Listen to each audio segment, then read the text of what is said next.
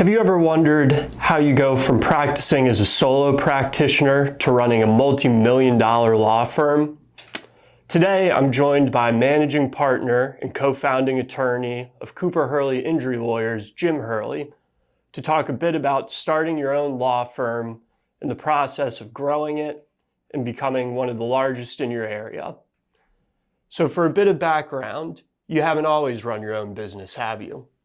No, I started out like many lawyers working for a large personal injury law firm. And when I was working for that large personal injury law firm, my job was to work files, deal with clients, go to court, do all the various litigation things. So I started out not running a business, not running a law firm, but simply being a lawyer at a large personal injury law firm. And during this time, when did you realize you wanted to start your own business? And did you decide there was a right time to do it? Or did you just decide to take the leap? That's a great question. And I can say there's absolutely no right time to do it. And I can absolutely say there's always a right time to do it. That I had worked for the large personal injury law firm for about 9 or 10 years.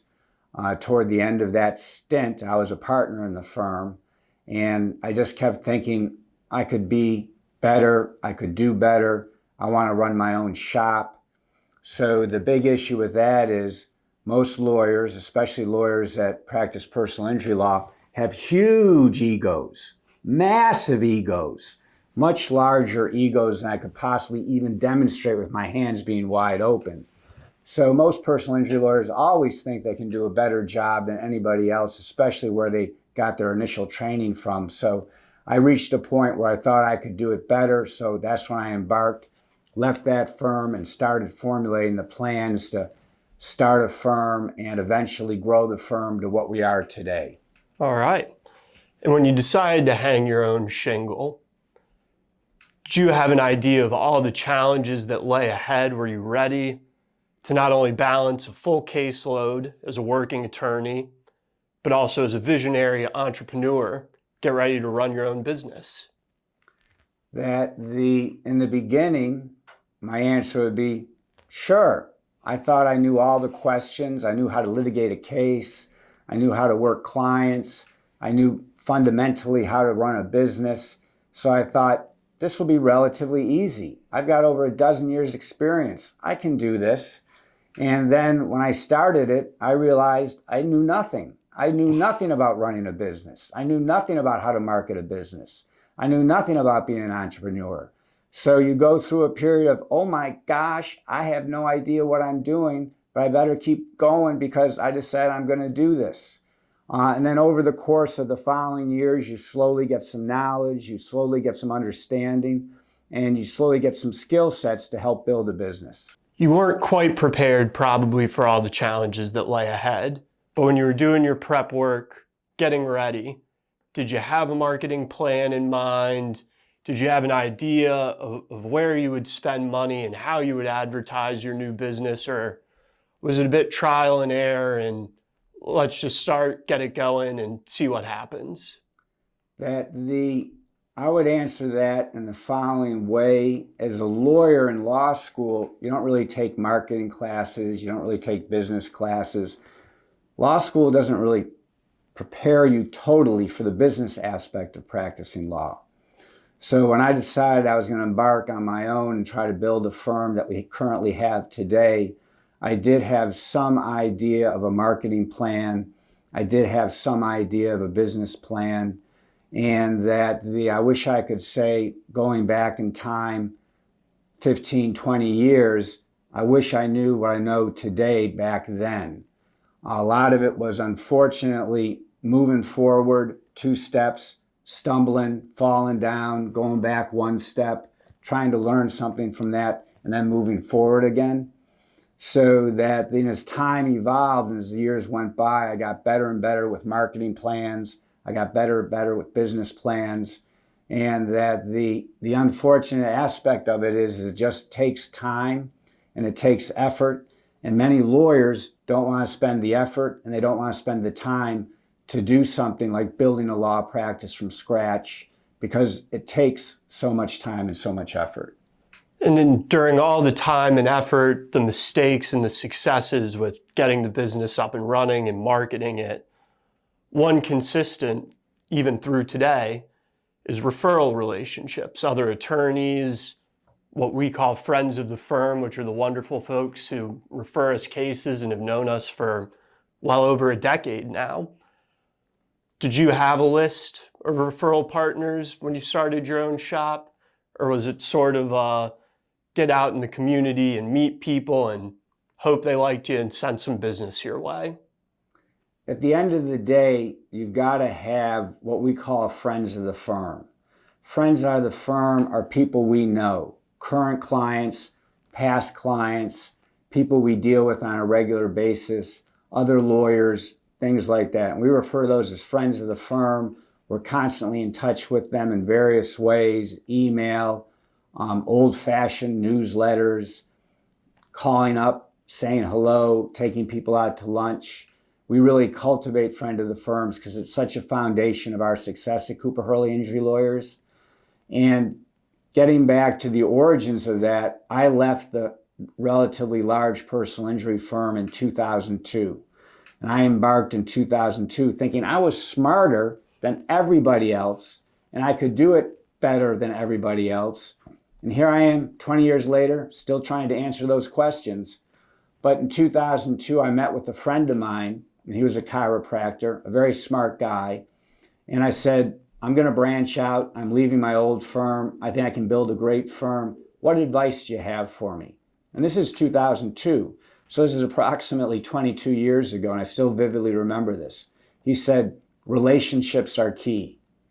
And what that means is you got to know people, you got to treat people right, you got to develop a friend of the firm list on your own and cultivate that. Everyone's friend of the firm list is a little bit different. Everybody touches base with their friend of the firm a little bit different, but you've got to spend a lot of time and effort and money on cultivating your friend of the firm list, building your friend of the firm list. And at the end of the day, that's your gold mine. The gold just doesn't naturally come to you as you put your hands out. You've got to spend vast amounts of time and effort and money to get the gold out of the land. And that's really your friend of the firm list. So yeah, I knew I had to do it. I knew it was difficult. It took me a long time. Here I am 20 plus years later, and we're still working on and cultivating our friend of the firm list. Yep, that we are, and it gets a little bit bigger day by day, week by week, month by month. And it's some of the best cases in the firm's history have come from friends of the firm. And so would you consider starting your own firm a little intimidating, scary? Yes. Yeah. Yes, that if you think about it, for those of you with significant others, that starting a law firm is kind of like having a significant other. You really have no idea what's going to happen, but you got to go ahead and take the first step. And then you got to hope like heck that it works out, both with the significant other and also with your law firm, realizing it's not going to be a piece of cake each and every day. It's not going to be a piece of cake each and every week. It takes time and effort to work on it, both in any type of relationship and also when you're building a business like a law firm. Yeah, so it can be, I guess, a bit scary. And so in a look for optimism, if you think back to 2002 or anywhere in the mid-2000s, what was something when you started your own firm that you actually found easier than anticipated?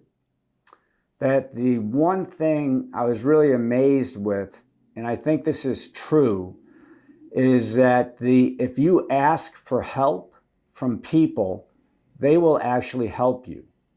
But they're not going to help you unless you ask for help. And what I mean by that, I had never run my own firm. I had never owned my own business. I hadn't done any of that. So when I embarked on this journey and started my own firm, and this would have been approximately 2006, I had to go to people and ask what to do. I went to bankers that I knew and I said, what do I have to do to set up a business from a banking standpoint? And they were helpful. I went to friends that owned their own business and I said, what do you do to make your business successful? And they told me some of the things that makes your business successful. I went to lawyers I knew that either had started their own practice or had worked in a practice for a long time. And I said, what did you do? What were some of the things you did that were good? What were some of the things that you did that weren't so good, so I could try to learn? So the one thing I found a little bit easier than I anticipated, if you actually ask people for help, obviously in a nice way, they're more than willing to help you. And that was a really pleasant surprise. And because of that, to this day, if anyone ever asks me for help, I'm more than willing to do it. In fact, a fun story, because lawyers love to tell fun stories, especially when you're old. I'm going to be 65 years old. I'll be getting Medicare soon. I've been doing this way too long. I really enjoy it, so I'll still keep on doing it. There's a friend of mine from Boston, Massachusetts, named Chris Hurley. Great lawyer, great entrepreneur, that I once did a podcast for Ben Glass. Ben Glass, a great legal marketing. He's a great lawyer. He's a great entrepreneur. I highly recommend both those people. But I did a podcast for Ben Glass, and I ended it by saying, hey, if there's anyone out there that wants to chat with me, open book, more than willing to help. And this would have been years and years ago, and Chris Hurley contacted us and asked some questions. And to this day, Chris and I go back and forth trying to help each other's business. So it's really unbelievably nice to know people out there will help you. That it is. And on the flip side of that question, what's something that you felt relatively confident you could handle, have a system in place, that when you started your own business, you realized this is tougher than what I expected? I would say one of the harder things that I didn't expect to happen was what we call here at Cooper Hurley Injury Lawyers standard operating procedures. At the firm, we have standard operating procedures for everything: pre-litigation, litigation, marketing, administrative bookkeeping, standard operating procedures for everything. And what I found was we could have really, really good standard operating procedures, and then all our team members ignored them or they didn't follow them. And to me, that was just baffling. But the real world, that's what happens. So it was much, much more challenging than I thought to try to run the business in regards to keeping everything in a standard operating procedure and have teammates to help run that. And we still struggle with that today. Yeah, it's daily improvement and just hoping to get a little bit better. And our final question would be, if you were to look back and talk to yourself 20 years ago now, and all the other lawyers out there who are maybe considering making the jump or have made the jump and are slowly starting the process of trying to build their business, what's one piece of advice that you would give them? Sure. It's very hard to ask a lawyer, especially a litigator. In my prior life, I was a litigator. I had around 100 jury trials in my career. I've now evolved more into a managing attorney. But it's very hard to ask a lawyer and a litigator just one thing, because they want to go on and tell various stories, and I get that. But I'll try to give one kernel of advice. That 20 years ago, and I mentioned Ben Glass at Great Legal Marketing. You can just go ahead and Google Ben. I wish I had gotten more involved with people like Ben and organizations like Ben. Another organization is called PILMA, and Ken Hardinson coordinates and runs PILMA. Both those organizations and both those individuals are phenomenal, absolutely phenomenal at helping lawyers practice law and run a business and be successful, and not only focus on the business aspect of it, but the well-being aspect of it. That you really don't want to be working 7 days a week. You really don't want to be working 60, 70 hours a week, because you have other things. You have family and other obligations and other hobbies and things like that you should really do for your well-being. So both those groups, Ben Glass at Great Legal Marketing, I got involved with probably about 15 years ago, and to this day I'm still involved with it. Ken Hardinson at PILMA, I got involved with probably about 10 years ago, and I'm still involved with that. I'd highly recommend both those groups. You can Google them, you can touch base with them, but they are a wealth of information and they're unbelievably helpful. And that would be my one piece of advice for anyone out there that is either on their own right now or thinking about going on their own, or is in a small practice that's trying to figure out, how can I do it better? How can I make this better? That would be my one piece of advice. And if you're watching this, then that probably is of interest to you. We thank you for watching. We hope you stay tuned for more editions of Jim's Gems, where you share all your wisdom accrued over all these years. If you'd like to learn more about Cooper Hurley Injury Lawyers, the car crash experts, feel free to give us a call at 757-333-3333. Visit us at our website, www.cooperhurley.com, or check us out on our socials. And then Jimmy, thank you so much for chatting with me today. I really appreciate it. And I extend anyone listening to this, if you just touch base with me, my email is jhurley@cooperhurley.com. I'm a good emailer. You can call. Number here is 757-333-3333. And we're really happy to help in any way we can. No need to worry. Call Cooper Hurley. The car crash experts. 333-3333.